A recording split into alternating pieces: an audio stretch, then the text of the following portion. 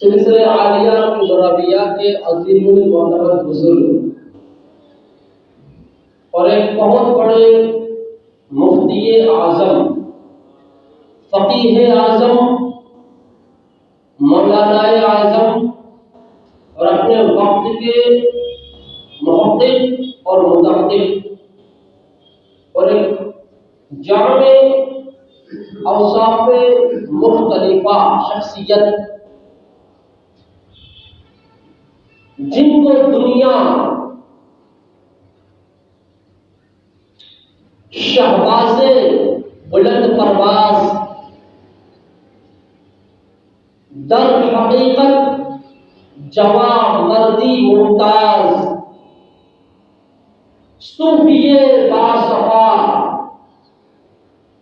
حضرت صوفی سیدنا محمد جلال الدین رومی قبروی سہروردی رضی اللہ تعالی عنہ کے نام سے جانتی مانتی اور پہچانتی ہے۔ حضرت مولانا جلال الدین رومی جو تصوف کی دنیا میں ایک بڑا نام رکھتے ہیں، جو مثنوی شریف کے مصنف ہے، حضرت مولانا جلال الدین رومی رضی اللہ تعالی عنہ جو حضرت شمس تبریز رضی اللہ تعالی عنہ کے مرید اور خلیفہ ہے۔ حضرت جلال الدین رومی رضی اللہ تعالی عنہ جو اپنے وقت کے ایک محقق ہے۔ حضرت جلال الدین رومی رضی اللہ تعالی عنہ جو اپنے وقت کے مدقق ہے۔ حضرت جلال الدین رومی رضی اللہ تعالی عنہ جو اپنے وقت کے مفتی ہے۔ حضرت جلال الدین رومی رضی اللہ تعالی عنہ جو اپنے وقت کے مجوید ہے۔ حضرت جلال الدین رومی رضی اللہ تعالی عنہ جو اپنے وقت کے مفتی ہے۔ حضرت جلال الدین رومی رضی اللہ تعالی عنہ جو اپنے وقت کے حافظ با کمال ہے۔ حضرت جلال الدین رومی رضی اللہ تعالی عنہ جو اپنے وقت کے قاری بھی ہے اور مقری بھی ہے۔ حضرت جلال الدین رومی رضی اللہ تعالی عنہ جو اپنے وقت کے فلسفی ہے۔ حضرت جلال الدین رومی رضی اللہ تعالی عنہ جو اپنے وقت کے انشاء پرداز ہے۔ حضرت جلال الدین رومی رضی اللہ تعالی عنہ جو اپنے وقت کے ریاضی داں ہے۔ حضرت جلال الدین رومی رضی اللہ تعالی عنہ جو اپنے وقت کے فلسفی ہے۔ حضرت جلال الدین رومی رضی اللہ تعالی عنہ جو اپنے وقت کے صوفی اعظم حضرت جلال الدین رومی رضی اللہ تعالی عنہ جو اپنے وقت کے ولی اعظم حضرت جلال الدین رومی رضی اللہ تعالی عنہ جو مولائے روم ہے۔ مولائے روم جلال الدین رومی رضی اللہ تعالی عنہ، آپ کا نام ہے محمد، آپ کا لقب ہے جلال الدین اور مولائے روم۔ آپ کے والد کا نام ہے بہاؤالدین ولد رضی اللہ تعالی عنہ اور آپ جناب ابو بکر صدیق رضی اللہ تعالی عنہ کی اولاد پاکیزہ سے۔ حضرت جلال الدین رومی رضی اللہ تعالی عنہ سلسلہ عالیہ قبرابیہ سہروردیہ کے عظیم المرتبہ صوفی کامل اور بزرگ ہے۔ حضرت جلال الدین رومی رضی اللہ تعالی عنہ مادرزاد ولی ہے، مادرزاد ولی ہے۔ آپ کے والد محترم حضرت بہاؤالدین ولد رضی اللہ تعالی عنہ فرماتے ہیں کہ میرا بیٹا 6 سال کا تھا، ایک دن مکان کی چھت پر کچھ بچوں کے ساتھ کھیل رہا تھا۔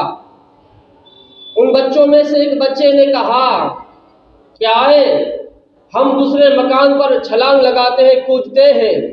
جلال الدین رومی رضی اللہ تعالی عنہ نے سنا تو کہا کہ یار یہ کیا بلی اور کتے جیسی حرکتیں کر رہے ہو؟ یہ حرکت اور یہ کام تو ایک بلی بھی کر سکتی ہے، کتا بھی کر سکتا ہے۔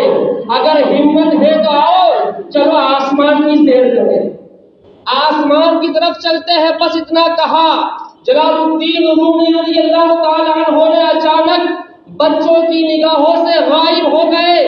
بچوں نے شور برپا کر دیا، شور و غل کر دیا کہ جلال الدین غائب ہو گئے.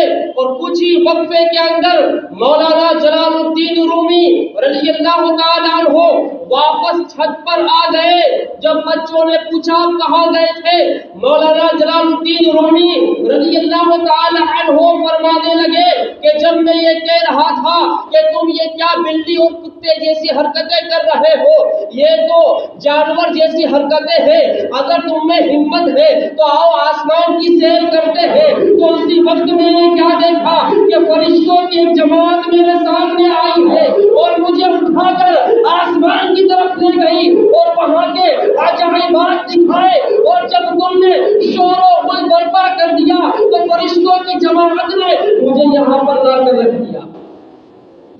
حضرت جلال الدین رومی رضی اللہ تعالی عنہ بچپن کے زمانے سے ہی جنات آپ کی بارگاہ میں حاضر ہوا کرتے تھے. اولیاء اللہ کی ارواح طیبہ آپ کی بارگاہ میں حاضر ہوا کرتی تھی اور فرشتے بھی آیا کرتے تھے. مولانا جلال الدین رومی رضی اللہ تعالی عنہ جو کسی صرف عام مولوی کا نام نہیں ہے، جلال الدین رومی رضی اللہ تعالی عنہ جو صرف کسی عام مولانا کا نام نہیں ہے، جلال الدین رومی رضی اللہ تعالی عنہ جو کسی عام مفتی کا نام نہیں ہے، بلکہ جلال الدین رومی رضی اللہ تعالی عنہ مصنوی شریف کے مصنف کا نام ہے. جلال الدین رومی رضی اللہ تعالی عنہ اپنے وقت کے صوفی اعظم کا نام ہے. جلال الدین رومی رضی اللہ تعالی عنہ آپ کے پیر و مرشد کو شمس تبریز نام سنا ہے نا، سب نے نام سنا ہے شمس تبریز کا، آپ کے پیر و مرشد ہے. اور آپ کی جو پیر و مرشد ہے شمس تبریز کے، اس کا نام ہے بابا کمال جندی رضی اللہ تعالی عنہ. بابا کمال جندی رضی اللہ تعالی عنہ اپنے وقت کے پائے کے بزرگ ہیں. آپ نے فرمایا بیٹا شمس تبریز روم کے اندر چلے جاؤ، روم چلے جاؤ. روم میں ایک جوان مرد سوختہ دل ہے، اس کے دل کو گرما کر آ جاؤ. حضرت شمس تبریز رضی اللہ تعالی عنہ پیر و مرشد کے حکم سے سفر کرتے کرتے چلے، روم کے اندر پہنچے. حضرت جلال الدین رومی رضی اللہ تعالی عنہ جو اب تک صرف عالم تھے، اب تک صرف مفتی تھے اور فتویٰ نویسی آپ کا کام تھا اور پڑھایا کرتے تھے مکتب میں دارالعلوم میں. شمس تبریز رضی اللہ تعالی عنہ مکتب پہنچے اور اس وقت پہنچے کہ جب جلال الدین رومی رضی اللہ تعالی عنہ کے ارد گرد کتابیں تھیں، منطق کی کتابیں، فلسفہ کی کتابیں، حکمت کی کتابیں، فقہ کی کتابیں اور دیگر فقہی مسائل و مسائل کی کتابیں آپ کے پاس موجود تھی. شمس تبریز آئے، لباس پھٹا پرانا ہے، بال بکھرے بکھرے ہیں، لیکن پیشانی سے نور کی شعاعیں نکل رہی ہیں. یہ ہوتے ہیں علامہ، نور کی شعاعیں نکل رہی ہے. شمس تبریز جلال الدین رومی کے پاس آ کر بیٹھ گئے. جلال الدین رومی سمجھے یہ کوئی ہوگا ملنگ، عام فقیر ہوگا، جس طرح سے آج کل لوگ سمجھے نا عام فقیر. مولانا جلال الدین رومی نے عام فقیر سمجھ لیا، عام فقیر ہوگا. وہ جو درویش آیا شمس تبریز، انہوں نے پوچھا یہ چیز یہ کیا ہے؟ جلال الدین رومی رضی اللہ تعالی عنہ نے کہا ای علم اصل کنتو نبی جانی، یہ وہ علم ہے تم نہیں جانتے. کہا کون سا علم ہے؟ یہ علم منطق ہے، یہ علم فلسفہ ہے، یہ علم حکمت ہے، یہ علم ریاضی ہے، یہ علم فقہ ہے، یہ علم حدیث ہے، یہ علم تفسیر ہے. تم کیا جانو؟